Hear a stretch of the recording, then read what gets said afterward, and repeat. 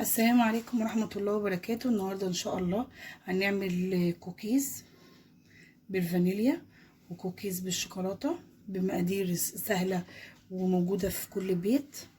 تابعوا معايا الفيديو للآخر نشوف المقادير وطريقة التحضير ازاي. المقادير عبارة عن كوباية الا ربع سمنة درجة التلاجة، عايرتها ودخلتها التلاجة. كوباية الا ربع زيت، ممكن تعمليها بالسمنة بس وممكن تعمليها بالزيت بس. واتنين بيضة وفانيليا. هاخد معلقتين بيكنج باودر صغيرين، كاكاو خام اسباني، 4 كوبايات دقيق منخولين عشان انا هعمل نص كيلو. والسكر هاخد كوباية ونص سكر. هجيب بولة او طبق اي حاجة، هنزل بالسمنة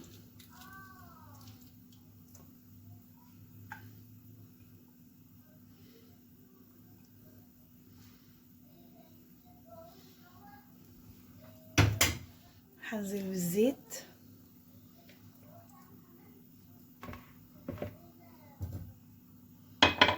وعاير بقى السكر. ده السكر حبيبات، ممكن تعمليه سكر بودرة. كوباية اهي ونص، هو كل ربع كيلو اللي هو كوبايتين دقيق. كوباية الا ربع، بس عشان انا بعمل المقدار ده مزوداه، بعمله مقدارين مش مقدار واحد. لو مقدار واحد يبقى كوباية الا ربع السمنة او كوباية الا ربع الزيت وكوباية الا ربع سكر وبيضايه واحده. تضربيه جامد كده لحد ما القوام ده يبيض. انا هضربه عشان الصوت هيبقى وحش قوي ومزعج، هضربه لوحدي وارجع لكم. كده خلاص عملت اهو القوام ده بقى قوام كريمي. هنزل بقى بالبيضتين. بسم الله الرحمن الرحيم. اول بيضه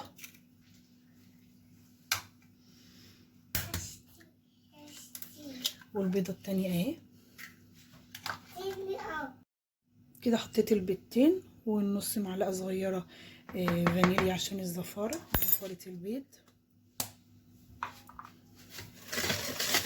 وتقلبيهم كده مع بعض. هقلبه وارجع لكم علشان بس الصوت. خلاص كده قلبت لحد ما البيض اختفى. ده القوام ده. هنضف خالص المضرب الكهربائي ده.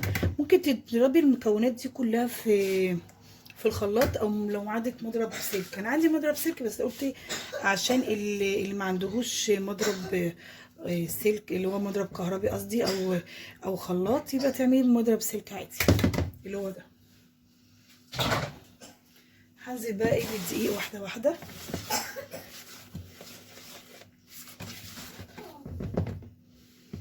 الدقيق دوت 4 كوبايات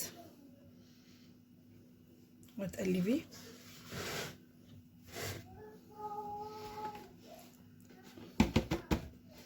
لو عايز هحط لها لو عايز دقيق هحط له، بس ايه اما اقلبها الاول كده. هحط بقى كوبايه معلقه البيكنج باودر،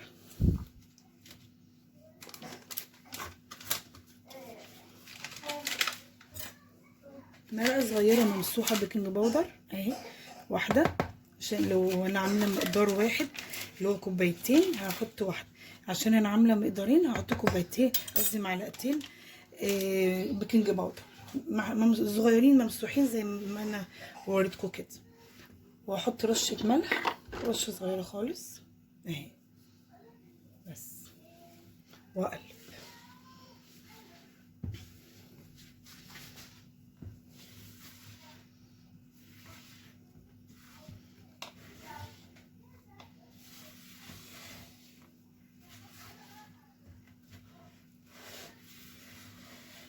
الكوكيز مش بيحتاج عجن جامد، يعني بطراطيف صوابعك كده او بالسباتولا كده بالراحه. ومش بيحتاج عجن، انك انت مش عايزين نعجنه، مش عايزين نربي فيه عرق زي العيش الفينو او القرص او الحاجات دي.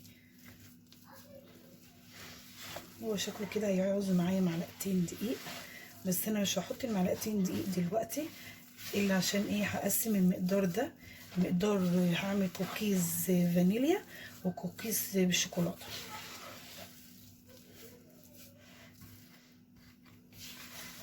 اهو شرب كل المقدار في الطبق، بس ايه عايز بردك شويه دقيق.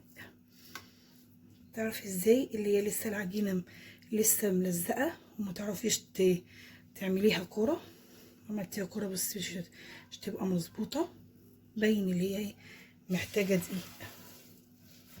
تمام. هجيب طبق تاني واقسم فيه المقدار. قسمت المقدار على 2، مقدار هعمله بالفانيليا ومقدار هعمله بالشوكولاته، احط عليه كاكاو.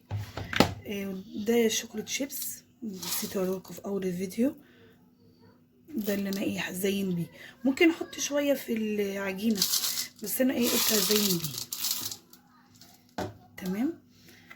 ان انت عايزه تحطي شويه في راها لوحدها في العجينه، عايزه تحطي شويه في العجينه تمام، عايزه تحطي بره يعني بره بس زي ما انا هعمل تمام. انا هحط لها معلقه دقيق.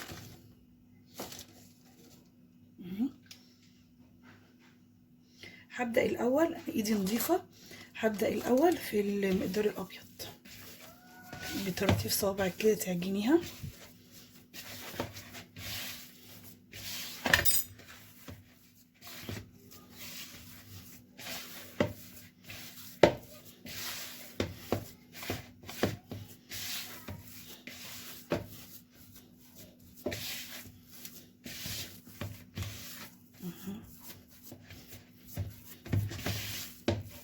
حبيبات السكر مش باينه عشان ده سكر ناعم، مش ناعم اللي هو السكر مش بودره، السكر ناعم اللي هو بس اللي هو مش بتاع التموين، هو السنترفيش ده.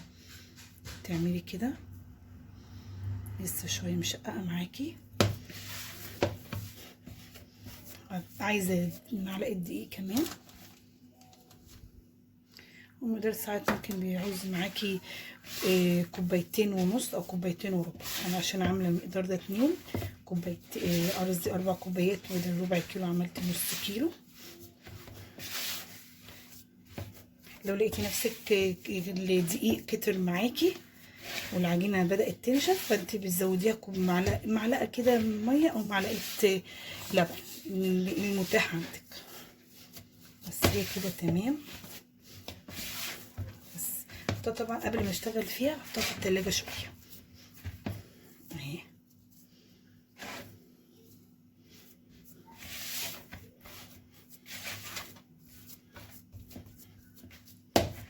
هو كوكيز مش عجين، فهو ايه بيبقى ناعم شويه اهي. اهي مظبوطه اهي، مفيهاش اي تشققات. عايزه بس ايه اعدل لكم الكوره اهي، فيها بس شقات بسيطه من هنا، فانا ايه هعجنها تاني.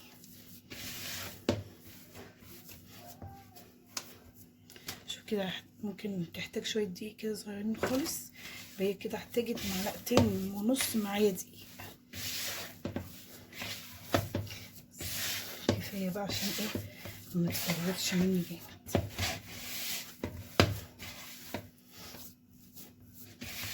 بس هي كده تمام لما تنفسها اهي.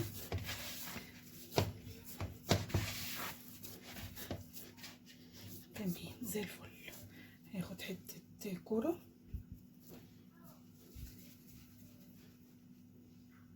اهي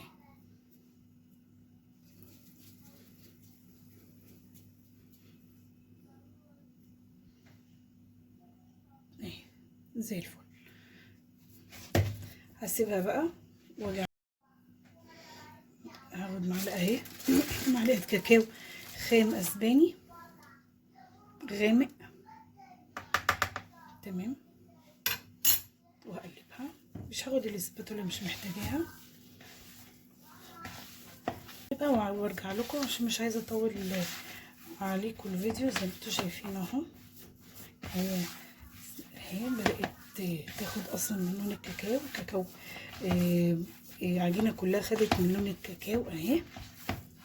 هي برضك هتحتاج معلقه دقيق زي العجينه الاولانيه، زي العجينه الفانيليا الاولانيه اهي. ممكن اغمقها شويه بس هي لونها تقريبا كويس. ممكن لو حابه تغمقيها شويه يبقى تحط لها ايه، معلقه ونص كاكاو بس كده زي الفل، وتغمقيها شويه. احتاجت بقى دقيق هتحطي لها دقيق، وهتختبريها بردك زي ايه، زي ما عملت في العجينه الاولانيه اللي هي ايه بالفانيليا. تمام اهي، لونها غامق وجميل.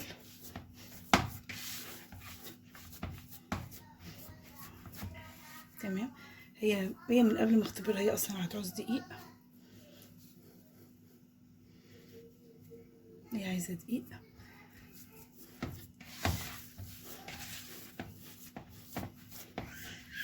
وارجع لكم هكمل عجين فيها وارجع لكم. وبكده يبقى انا عملت الكميه كلها زي ما انتوا شايفين. عملت صف ابيض وصف بني عشان انا قلت لكم الابيض بالسواه بيبان، لكن البني السواه مش بيبقى باين قوي. واهو، وانا قايده على الفرن على فوق وتحت، واول ما يسخن الفرن اروح مدخلاه واوطي فوق او اوطي خالص، وتحت هيبقى على وسط، واول ما يطلع اوريهولكم. كده بعد ما الكوكيز ما طلع من الفرن اهو السوا بتاعه. افتح لكم واحده، لسه انا مطلعاه من الفرن حالا اهو، استوي خالص اهو، وناعم خالص اهو، مش ناشف.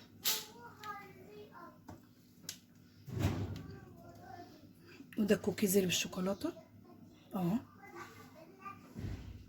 مستوي خالص اهي، وناعم اهو.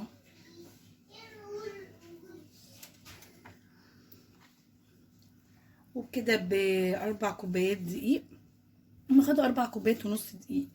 عملت منهم صاجين كوكيز بالشوكولاته وبالفانيليا. ودلوقتي بقى عشان ايه، بعد ما خلصتهم باول بس اما يبردوا شويه، عشان الصاج ده لسه بس ايه طالع من الفرن حتى السوا اهو. هتروحي في علبه بلاستيك عاديه، وتروحي رصاهم فوق بعض. بس انا هستنى بس اما يبرد شويه وينشف، عشان ايه يبرد شويه عشان الشوكولاته بتاعته ايه بيتعلم لسه طريه، واروح حطاه في علبه. وكده النهارده ان شاء الله عملنا فيديو كوكيز بالشوكولاته وبالفانيليا. يا رب يكون عجبكم. كانت معكم ايمان احمد هلال. السلام عليكم ورحمه الله وبركاته.